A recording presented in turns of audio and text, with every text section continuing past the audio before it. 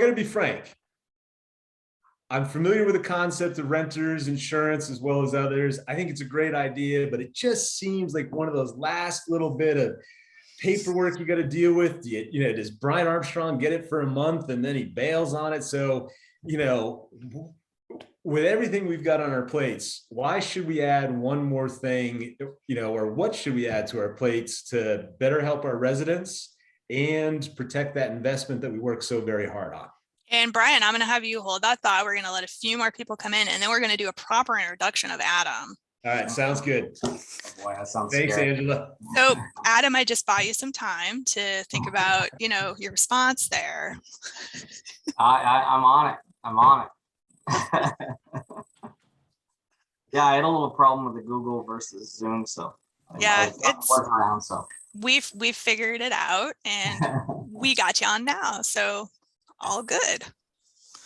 I needed my 6-year-old to get me on. So. No, isn't that the case? Does that mean allowance is going to go up this week? Yeah, extra service charge on payroll. Absolutely. Yeah. So.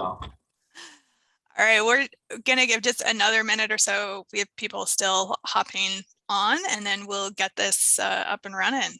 Seminar going today. And to our value attendees, please, use the chat so we can help you answer questions. We hope this is Q&A, far more participatory. And if I'm not welcomed back, it's you're seeing why. But so it's far more participatory than pontification. Exactly. It's more fun if we have questions to answer. Who's not having fun with rental properties right now? Oh, fun's one way to describe it. You can find all the contractors you need for the small jobs, the big jobs. There's no challenges with logistic change, or channels. There's no issues getting appliances. Everybody's paying us on time. Totally. We don't have tons and tons of federal money, and that are very difficult to access. And but it is going out the door. So VREP to date has given out almost $29 million. So money's going. People are getting money. It does take time for that to be processed. So just be patient. Make sure all of your documents are in. And if you are a landlord, the easiest way to help your tenants with that process is to get your own information into the system. If you haven't done that already, then your tenant can find you to link the two accounts. So if you're not in and haven't uploaded your W-9 and created an account in VREP, and you have tenants that want to participate, I would highly recommend you do that as a landlord. Okay, are we ready to get this show on the road? Let's do it. Okay, so welcome everybody. Thank you for joining us today for our landlord management series. This is the insurance edition. And today we have with us Adam Ashe.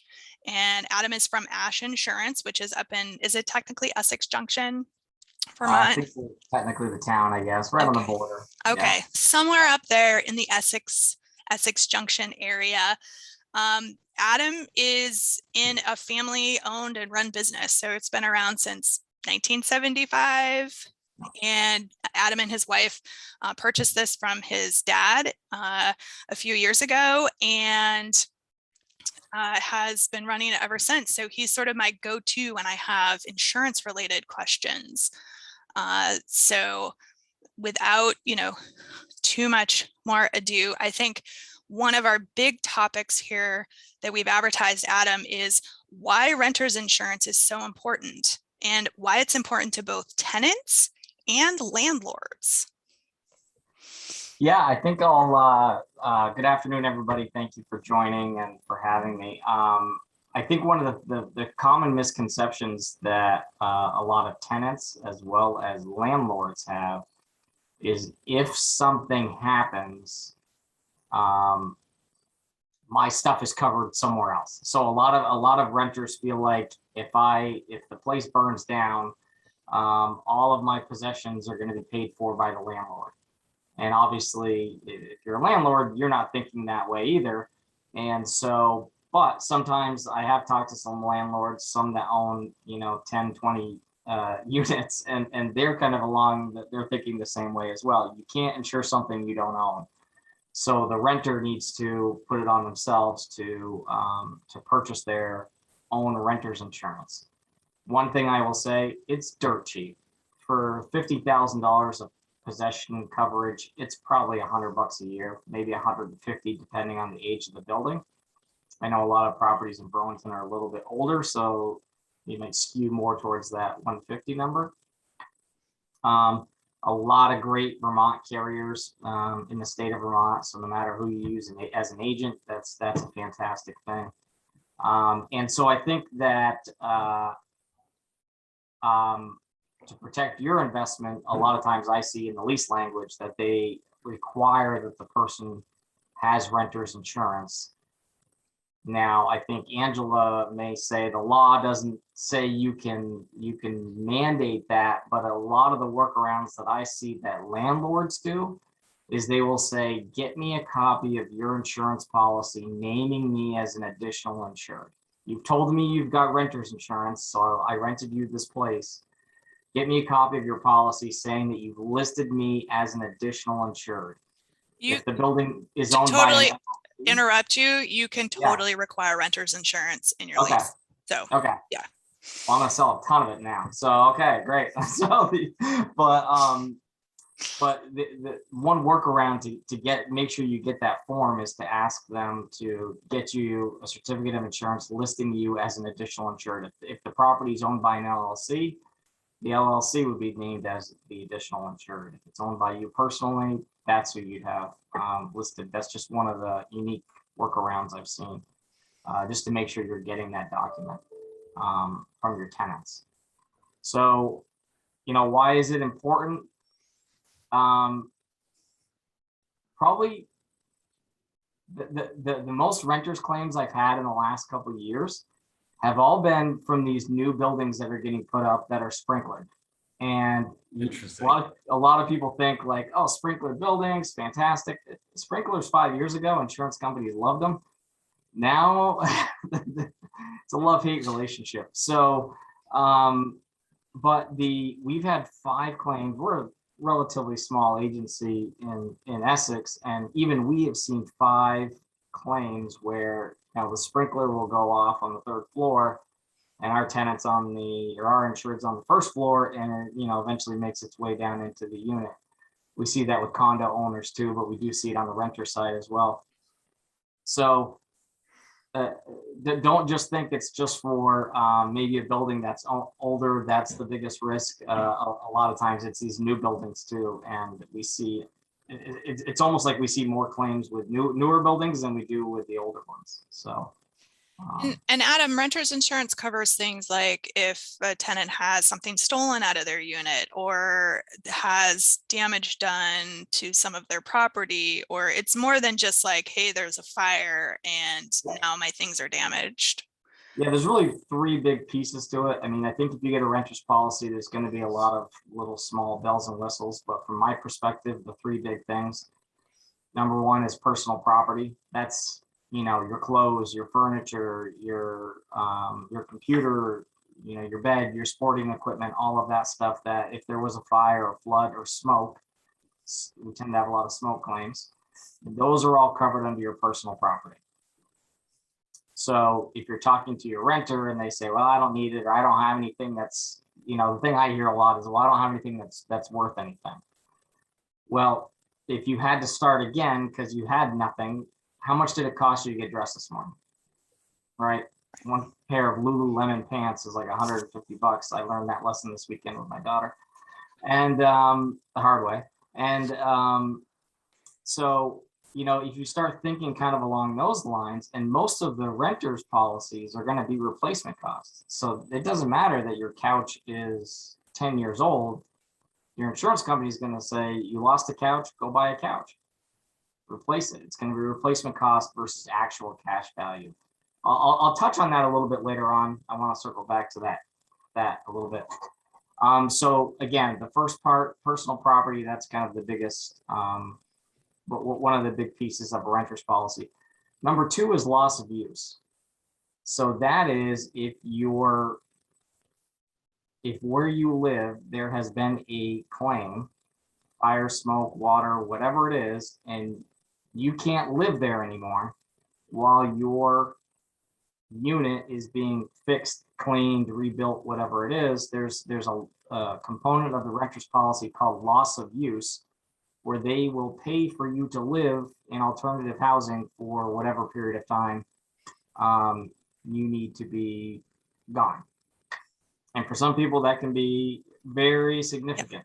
And that So- would also be potentially one less thing that the landlord's insurance would get dinged for, because sometimes that coverage can come out of the landlord's insurance if the tenant doesn't have their own policy. Correct. So it's really about making sure they've got that proper coverage in place, just to make sure that they're okay. And I'm sorry, go ahead, Brian. So Adam, I felt like a horrible individual years ago. I had a wonderful tenant who showed up one day and they had a trampoline in the backyard. Yeah. And they'd done it for their very nice child's like 6th birthday. And of course, I just saw my liability insurance just skyrocket. If a tenant wanted something like a trampoline, is that stuff like, what are common red lines that you don't cover, or is something like that?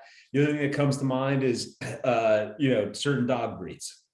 Yep. So there's obviously when you're buying insurance, whether you're the landlord or the renter, you're signing an application on a certain day saying, this is what I have right now, right? So I signed a rental lease agreement October 1st, and I move into this unit. Well, then October 2nd, the next day, I go and get myself a pit bull. I go and get myself a trampoline, all the things that insurance companies, wood stove, all the stuff that insurance companies don't want. But on the day I signed the application, I didn't lie. I didn't misrepresent. I didn't have a trampoline. I didn't have a dog that was on the list. The insurance company's kind of on it for that first year. They can non-renew the policy, but there's a certain element, if they find out within the first 10 days, they can kind of get off at a little bit of a 30-day cancellation. But most of the time it doesn't really happen, and this situation doesn't really happen all that often. But there are, I will say with trampolines, there is a trampoline exclusion that's in most policies. So if somebody gets hurt on a trampoline, whether you disclosed it or not, the injuries related to that and the liability exposure, you're kind of on it. So, because that's excluded from your policy. So no trampolines. No trampolines, no wood stoves, no tree forts, no bad doggies. So, but no matter what situation somebody has, if they do have a dog that's on the list, there are carriers that will write pit bulls and Akitas and, certain breeds of huskies and stuff like that are on the list as being bad dogs. There's always a company out there that'll write it. It's just finding that right company. And a matter of how much it will cost. Correct. So Adam, circling back around, you said there were 3 things that covered under the renter's insurance, and we hit the personal property and then the replacement housing. And so there, I think, was a 3rd category that we were going to get to. Yep. The 3rd part is liability protection. So that's you as the renter protecting yourself from any sort of incident that might occur. A lot of people think that that's just injuries that might occur on your premises, but it's worldwide coverage. So, a lot of people think it's, well, if the UPS person shows up at my house and I didn't shovel and they slip in my driveway and they fall and they hurt themselves, they can sue me for that. And that's what my liability protection is for. We've also seen claims with skiers running into each other. In Colorado, a Vermont person goes out to Colorado on vacation. He's had a couple of beers. He's going down the mountain and he hits somebody and that person breaks their leg. And that person then sues him. So that's covered under a homeowner's claim. So there's a lot of the liability piece of it, and to back up, renter's insurance is just a form of homeowner's insurance. So when I said homeowners, they're all kind of under the same product line. but that would be covered under a renter's policy. So there's a lot of good reasons there's a lot of coverage that comes from that renter's policy, and the cost of it is pretty minimal. You know, like I said, $10, $12 a month. And so Adam, if it is a form of homeowners insurance, I know there are certain items that sometimes you have to have an extra rider or pay more for. Are there restrictions on certain personal items? Like if you had, I don't know, expensive piece of jewelry or a vintage guitar, or, you know, something that definitely cost more money or had more value.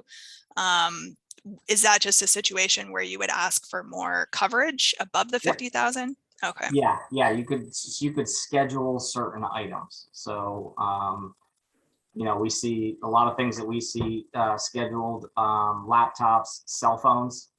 Cell phones are a big one. Your AT&T and Verizon are probably charging you $15 a month for it. Some carriers will give it to you for $8 a year. So, you know, that pays for your renter's policy right there. So.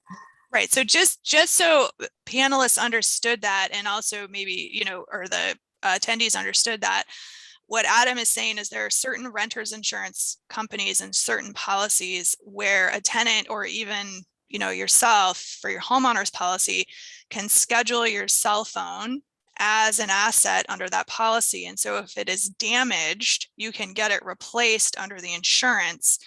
And as Adam is saying, for $8 a year versus the $15 a month that you might pay through Verizon or one of the other carriers for that cell phone insurance. Correct. You may have this, Adam, but what may be worthwhile to some of our audience, and I think we have a question we'd love to get answered, is I don't know if you have a one sheet, and we'd be happy to send it to, you know, send it out to our participants about some of these benefits, because I could see certain, you know, tenants who, understandably, an iPhone is an extremely expensive piece of equipment, would just help it. And I'd love a one sheet to be able to hand to our residents. This is why Strong Will Property Management strongly recommends, you know, renters insurance. Here's our program. It might help us help everyone. And the question that we have from Nick Martin, and Nick, thanks for joining us today. I think it's going back to the loss of use coverage.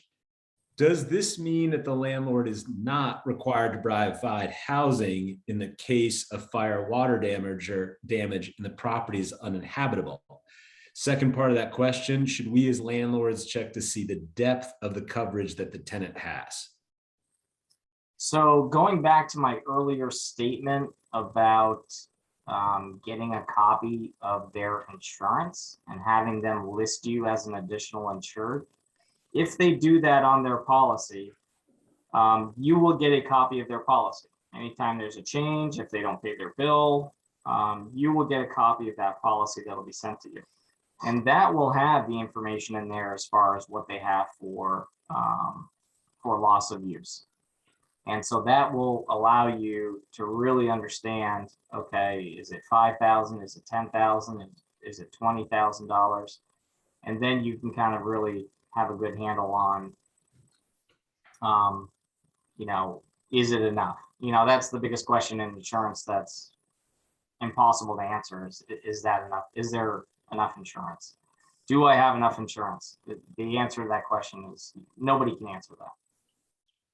Well, one thing that comes to mind, we just had a question from one of our hosts as well, is, you know, are there general restrictions on personal items that can be covered, you know, or not? Such as one of our hosts has a bunch of vintage guitars and amplifiers, you know.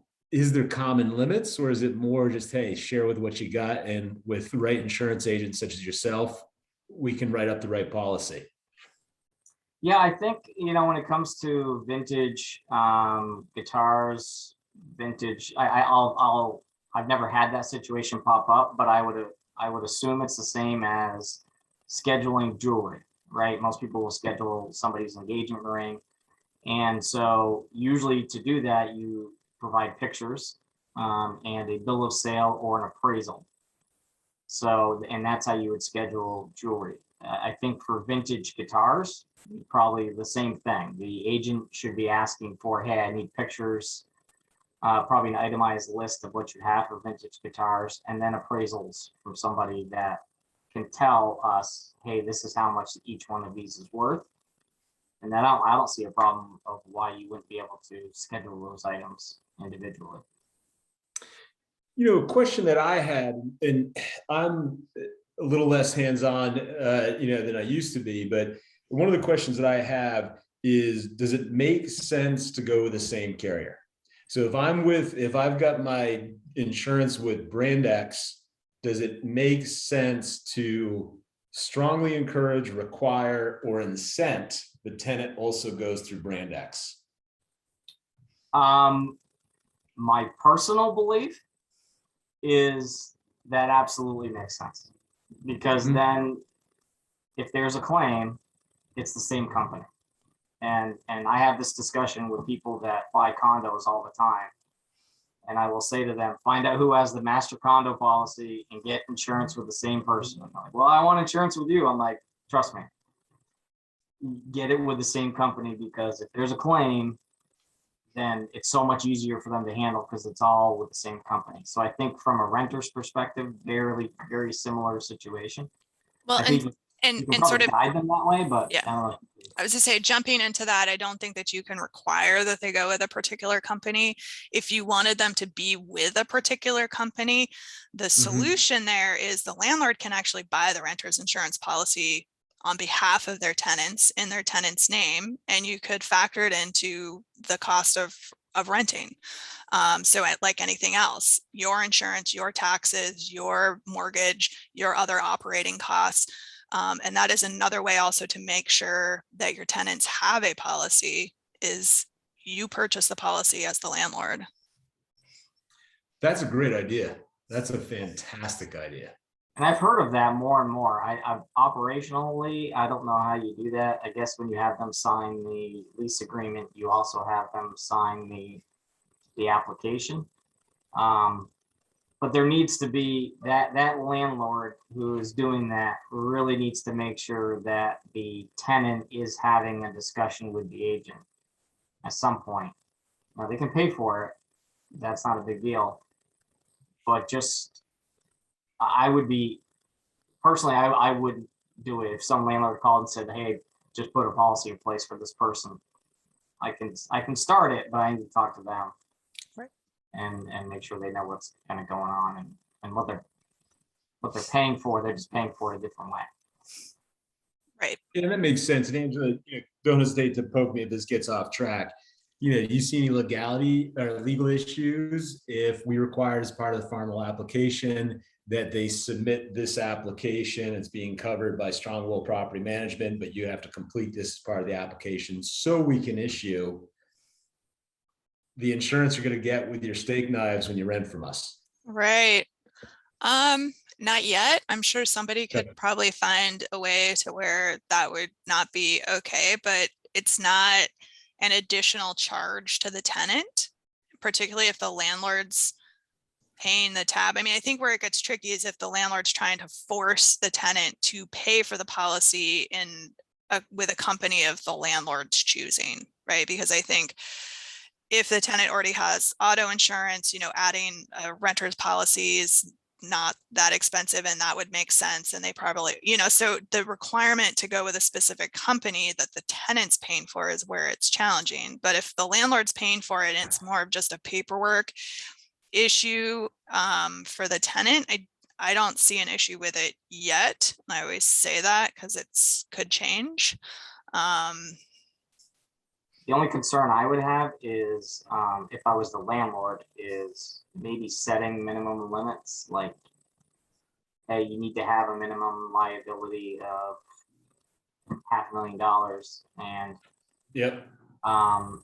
Coverage for your personal property at 25,000, and they go out and they buy that, and then they find out, hey, I can't replace all my stuff for 25,000, and you told me to get this, and even though you didn't, but we all know that pitfall. So right. Right. Yeah. And sort of, Adam, along those lines, as we have more and more people now that are working from home and are perhaps have some sort of home-based business, even if they're a renter, do those policies, those renter insurance policies cover business loss, or does that renter need to have some sort of business loss insurance like they would if they were in a standalone commercial property? They would not have coverage for loss of business income. Okay.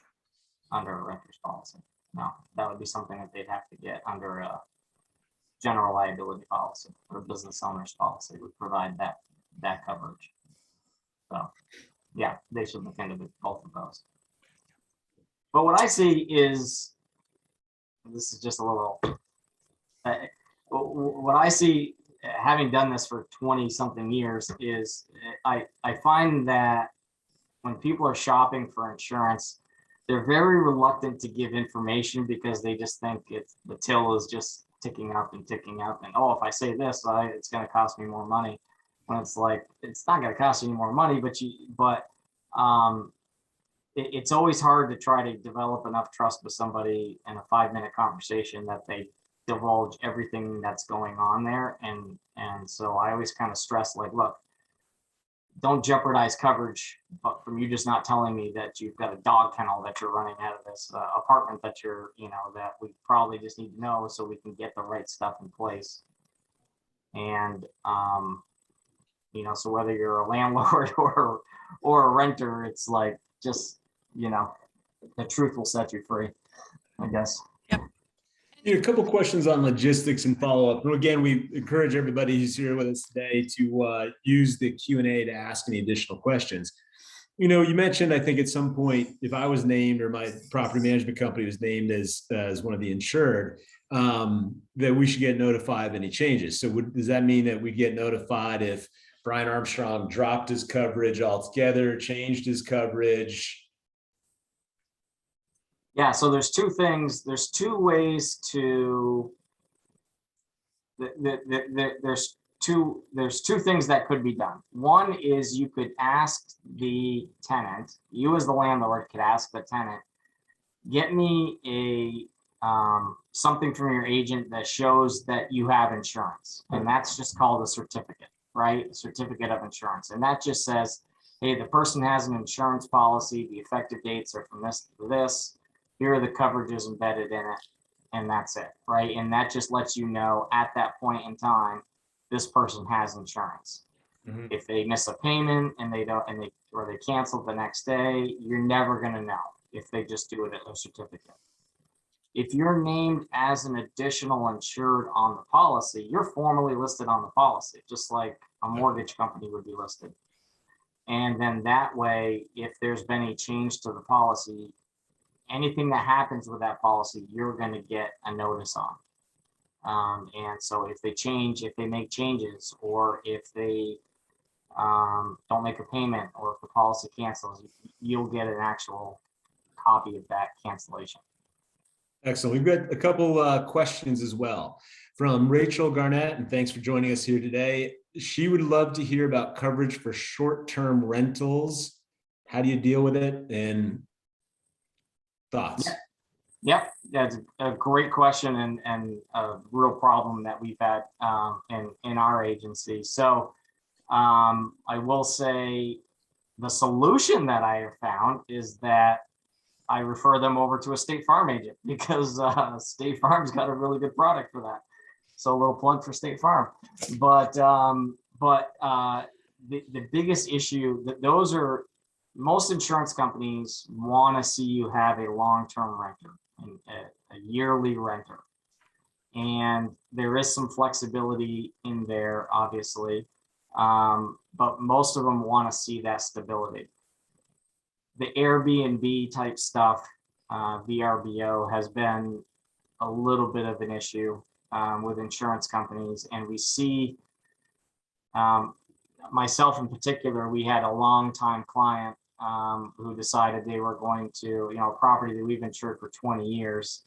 And the underwriter somehow found out that, I don't know if they were searching for a vacation themselves or whatever, but anyway, they found out that this person was renting at Airbnb, and they non-renewed the policy because it's just not part of that company's appetite of what they're looking for. So then you have to go find alternative markets. Like I said, I've explored that quite a bit. I'm sure there's a bunch of other companies that do it as well. That's just one that I have found that's got a pretty good product in place. Well, I applaud the professionalism for sharing that. Another great question, Sheila. Hope all's going well. Sheila Jacobs. Instead of the landlord paying for a tenant's policy directly, what about offering a tenant discount on the first month's rent to establish a policy of their choosing? Copy to landlord as a rental requirement and copy of renewals to landlord when time comes. The landlord can still build in the overall cost into the rent pricing.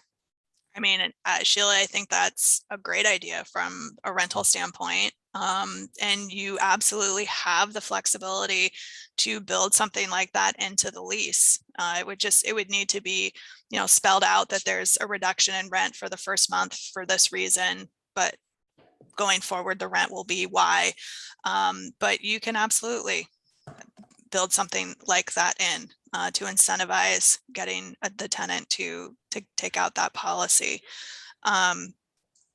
So Adam, sort of switching gears a little bit here, what are you seeing on sort of the insurance side related to this dog issue, right? Because one of the biggest sources of friction, I think, for a lot of landlords are these requests for emotional support animals. And where that animal intersects with insurance sometimes can be one of the more challenging situations. So what are you seeing in terms of how the insurance companies are handling that request, just in general? Yeah, I mean, I think that what I've seen is, so say we write a lot of landlords policies, and we insure a lot of buildings in Burlington and Winooski and such. And what'll happen is usually on the back end of that, or at a certain point of time, the insurance company will do their own inspection of the property. And sometimes in the midst of doing that, they'll see that somebody has a pet that looks like it might be on that company's list of do not insure. Every company kind of has their own list of what's okay and what isn't. If you're a landlord, you probably should know what that list is. That way you can enforce that, or at least have something in the lease that just says, hey, you're not allowed to have this type of pet. As far as the person claiming that it's a emotional support animal, I think what would happen is, from an insurance company's perspective, that's all well and good, but that dog's still on the list. So it's potentially jeopardizing your coverage as a landlord. That doesn't mean if something happens, they wouldn't cover the claim. But if middle of your policy term, they find out you've had a tenant who moved in who's got 4 pit bulls, they're probably going to say, look, come renewal, we're not going to offer you a renewal policy. You're going to have to go find insurance somewhere else. And that's well within the insurance company's right. But that decision should be made. There's certain requirements that an insurance company can't do that to you, even with a month before the policy renews. They need to send you legal notice 60 days before the policy expires. Gives you plenty of time. And the agent should honestly know about that well before that gets issued. So that gives them even more time to kind of find a workaround. Okay. And would you find that companies are willing to put that in writing to landlords about those specific breeds? Because we have an area where there's a lot of tension, and the landlord has very little wiggle room when it comes to these emotional support animals. If the tenant hits certain markers and meets certain criteria, then the animal comes in, and it can be very challenging for the landlord from a fair housing standpoint to say, no, you can't have that dog. But one of them is, it's going to cause a significant financial impact to your business. So, I mean, are you seeing, is this even coming up in your world? Is this something landlords are just dealing with? I haven't seen it yet. As you say it, I'm sure I will eventually. I think that it's obviously going to be an issue, and COVID and everybody getting a pet during COVID really probably accelerated that a little bit, but I haven't seen it myself. But again, I think the argument would be the landlord can always go find another policy somewhere else, and that might not mean that they're paying more. They just need to find the company that is okay with that certain type of pet. And so there's always a workaround. And you know, my little plug for having a local agent is you know what, they've got relationships with other companies, and they can, you know, pick up the phone and find a solution for you. Yep. Unless you're doing student rentals, and then there's only a handful of companies that will write that, and you know, you might be stuck, but just you might be stuck. I did want to talk about the actual cash value versus replacement costs, and just kind of add a little perspective to that. So when it comes to resolving claims, there's two valuation processes, whether and this could be in a renter's policy, or this could be in your landlord policy that you have for coverage for the building. There's two valuation processes for evaluating the value of a building and or personal property. One is replacement cost, and that is the best example I can give you is you've got smoke damage in an apartment and you lose your whole bedroom set. Replacement cost, the adjuster comes in and says, okay, you lost a bedroom set, go buy a bedroom set, send me the receipt. As long as it's reasonable, they're going to pay it. Actual cash value is that same bedroom set. They want to know where you bought it, when you bought it, how old it is, and then they say, okay, you bought that bedroom set for $1,000 6 years ago. With depreciation, we're now going to pay you $300. And so that's actual cash value. Two drastically different things. There are and there are some apartment owner policies out there that have actual cash value on the building versus replacement cost. And that's pretty significant. It's not one of ours, but it's a new client that we had who had a fire, and that she didn't realize her policy was actual cash value. It was like a $80,000 kind of, you know, mistake. So I'm urging all all landlords on this call, just get in touch with your agent and just make sure that any coverage you have on the building is replacement cost, not actual cash value. So that sounds like one of those things. If there's certain questions that an owner should be asking their insurance agent about, if they're looking at their policy, that sounds like maybe it should be question number one. But are there other things that landlords should be asking?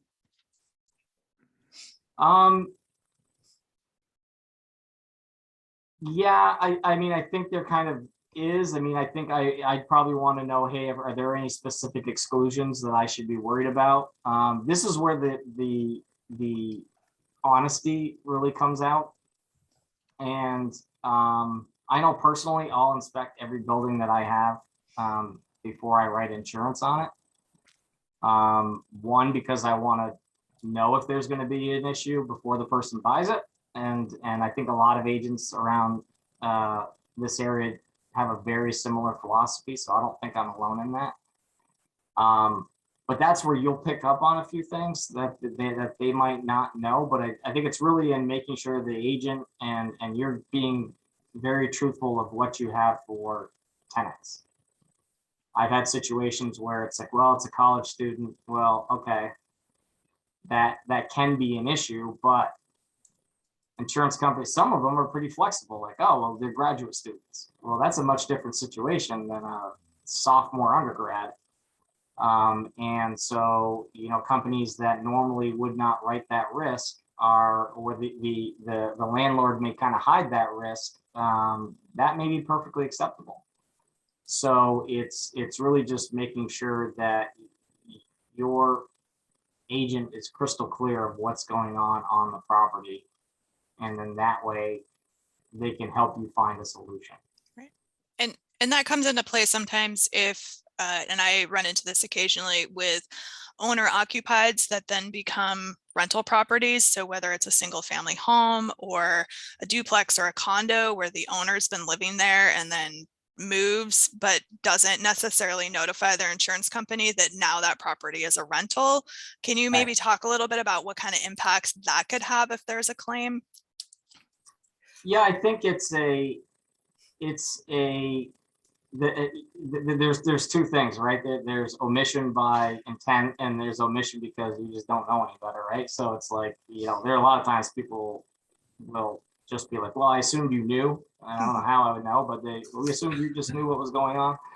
Or it's just like, well, I didn't even think about it, right? And so I think if somebody buys a property with the intent of renting it and has been advertising it on the side and then rents it out, then that's going to be a problem from an insurance company's perspective. But if they just didn't even think about it, the insurance company is going to be on it.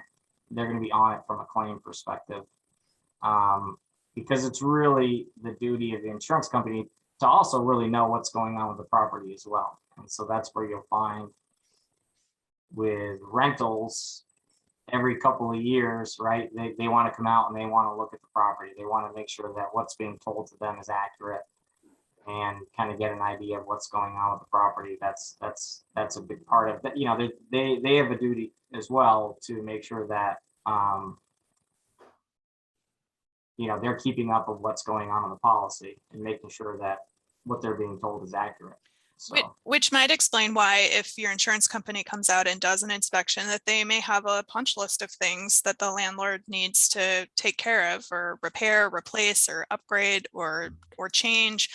And it may be different than if, say, fire safety came through or some other inspector came through. The insurance company is going to have their own list of requirements, and they don't always match up with some of these other codes.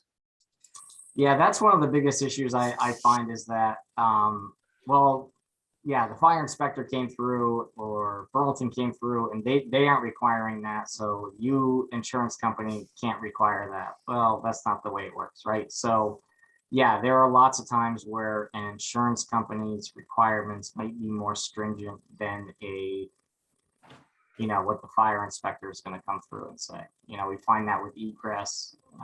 We find that with, I don't think I've ever seen a inspection report on a rental that didn't come back with, make sure you keep your grill 10 feet from the house. Like, I think it's like the standard, like, first one they pop in there, even though they might not even know a grill. But it's like, hey, just make sure you don't have this. But a lot of it is, I've seen way too many of those reports. But usually, they're giving people 2, 3, 4 months to kind of resolve some of those issues. And a lot of times they're not finding glaring issues. If somebody has a rental property in Winooski or Burlington, those cities are pretty strict. So you kind of have an idea like, okay, this is probably going to be in pretty good shape. Yeah. We have had a couple issues with reporting, and that's been a little bit of an issue. And a whole other challenge. We've got a couple questions from our guests. First, from Dave Schennett. Great to have you on, Dave. I hope all is well. This is going back to just the base of the topic. You mentioned, Angela, that we can require renters insurance in our leases, but can we also legally require them to name the landlord as an additional insured? I don't see why not. It's a contract agreement at that point, and a condition of signing the lease. So, and you regularly see that requirement in commercial leases. It's very, very common. So I don't see any issues with it extending to the tenant in a residential setting. We got one more, John Egan. Thank you for your question, John. What is the landlord's argument to a suspicious renter about getting insurance? Now, I'll answer that with humor. Either get it or we don't, or this doesn't rent, except maybe if that's the only person in the building you're requiring of, because then you got a discrimination issue. But I'll let the professionals answer that question. So the question again was, what is the suspicious. landlord's argument to a suspicious tenant and, about renters or getting a suspicious renter about getting renters policy? So Okay. John, feel free as somebody asking to type any expiration, but I assume what you're meaning is you're interviewing an applicant, you've got some concerns or flags. What's the argument to help this tenant see the light of getting renters policy?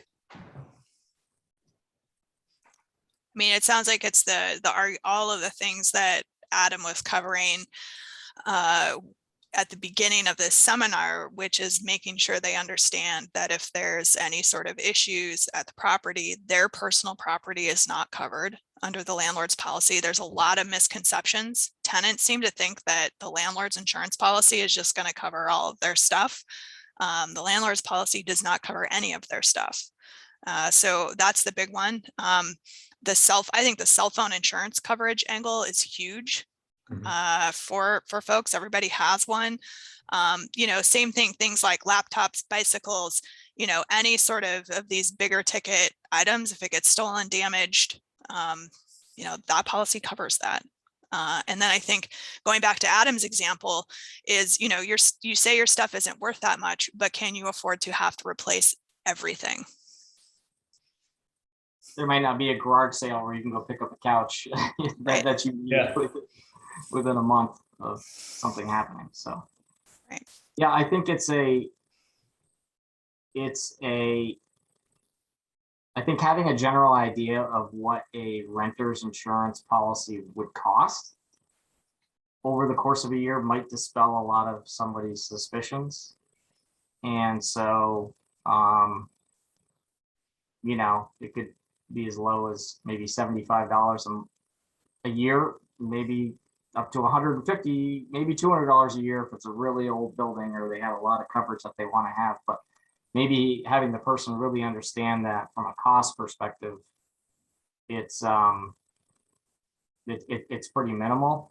And I guarantee you there's no agent in the state who's looking to write a bunch of renters policies because they're making $7 every time they sell one. So trust me, it's not a money-making endeavor. So, so maybe you should kind of dispel a little bit of the cost. Maybe I think some people are maybe thinking it's more expensive than what it might be. And Adam, is that one of those policies that, people could see discounts if they have auto insurance or other policies in place already? So they could take advantage of some of those like multi-line discounts. Yeah, absolutely. And maybe the first thing to do with them is to say, hey, you've probably got auto insurance. Why don't you call your auto insurance company and find out if they will, if they offer renters insurance. There's been 20 times where I've seen, because of a multi-policy discount, where somebody adds a renter's policy, their auto insurance comes down and the savings on the auto insurance covers the cost of the renter's policy, just because now they have two policies. So, I mean, that happens all the time. So it's that cost, can be even smaller, really. Or non-existent, it sounds like. Yeah, absolutely. So are there some common exemptions that rental property owners should be aware of that are in policies that are standard here in Vermont? What do you mean by exemptions? Or exclusions? Maybe that's not the insurance word. Exclusions. Yeah, so there's a couple. One is a social host exclusion that's in a lot of policies, and that says, hey, if somebody who is underage is given alcohol and something bad comes from that, there's a exclusion that says that we're not going to provide liability coverage if you knowingly give an underage person alcohol and then they get into a motor vehicle accident or whatever the situation is on the back end. So that's pretty standard across most of the policies. The trampoline exclusion is a big one. I think every company kind of has their own list of exclusions that might be a little bit unique to that company. Some of it's based on experience, some of it's based on areas that they may do more business in than others. All exclusions have to be submitted to the Department of Banking and Insurance, and Department of Banking and Insurance needs to approve any exclusion that's in a policy.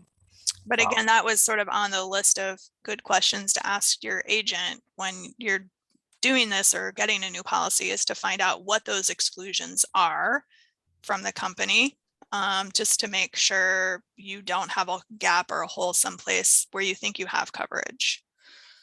What's great is that in at least the policies that I've seen is you get your business owner's policy, and there'll be a couple pages of fluff, and then you maybe like on page 3 to 5 you'll have like what the building coverage is, and then within a couple of pages of that, at least the company I deal with, they list all the exclusions on one piece of paper.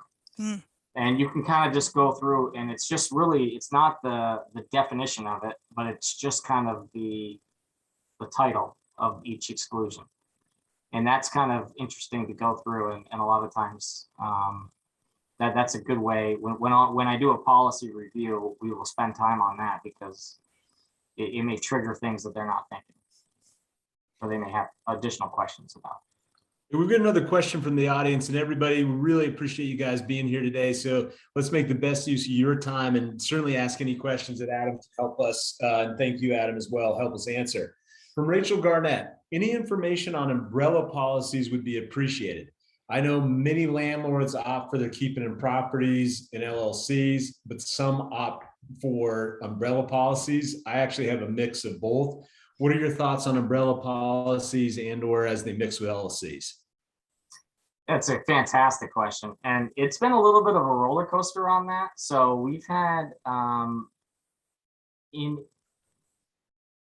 so a couple of years ago, one of the companies I work with, it's a Vermont-based company, and they said if a building was in an LLC name, it needed to be on its own policy for the business.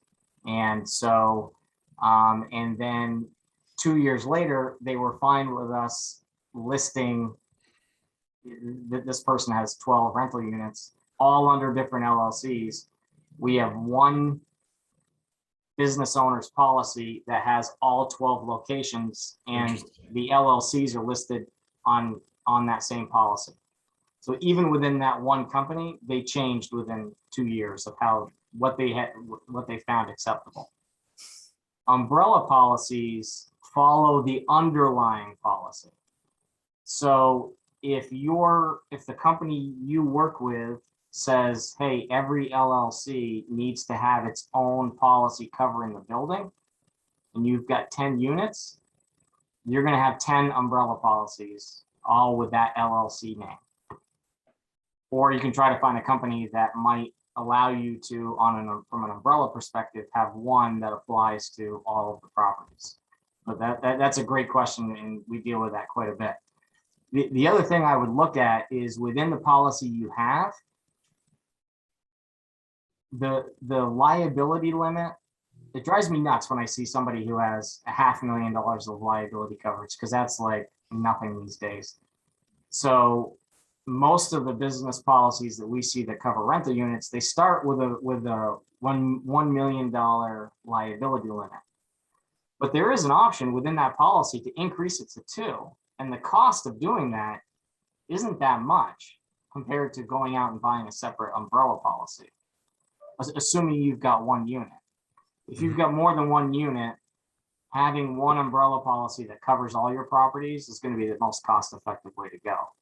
But within the policy you have for maybe that 1 or 2 units that you have, see if there's an option to increase the coverage from $1 million to 2, because it's probably not as much as you think it is. I think the question may have also been related to the differences between having a property in an LLC, which provides some inherent liability protection to the asset of that, whatever's in that LLC, versus having the property owned in an individual name and then purchasing umbrella policy to basically protect the asset with that umbrella policy instead of using the LLC to shield that asset. And Yep. so it may be a situation of what are the exclusions in that policy, both the umbrella and otherwise. And that's so to start with the question of, should I have a property in my own name, have liability coverage under the underlying policy, and then have an umbrella policy? Absolutely should do that. In what limit of coverage, you know, that's for you to decide, but you can do 2 million under the underlying policy usually, and then the umbrella policy can go anywhere up to 5 million. You want to pay for that is a whole other thing, but you don't know what the issue is, right? So you don't know what's going to happen that would generate a liability claim, so you don't know kind of what the exposure is. But I think if you own a building in your name, you should absolutely have an umbrella policy just to add that additional layer of protection. I would also, and I'm not a tax professional legal advisor, but obviously been around the block a few times. You know, early on, I set up some LLCs, but what I wasn't careful on is I underestimated how much that specific attorney was going to charge me to file annual reports. So I set up 6 LLCs. They charged me $150. Gentleman set up a nice annuity for himself. Then I had challenges where a tenant was paying, you know, trying to pay me, you know, owed me money, and then he gave me a check to Brian Armstrong. If I really wanted to keep that veil of protection, I'd give that tenant back the check and say, you got to make it to strong will property management. So I think it's a great question, Rachel, and maybe something, Angela, we bring in, you know, a tax or attorney professional to talk further about, because in that sense, I terminated my LLCs, bought an umbrella policy so that I could have, because I was very hands-on then.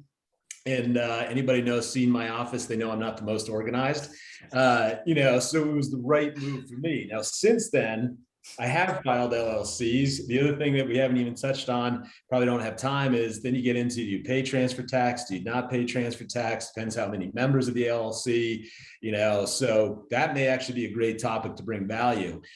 It's 12:59. If anybody's getting last questions they'd like to get in, we welcome them. But Adam, I'm extremely grateful for your time today.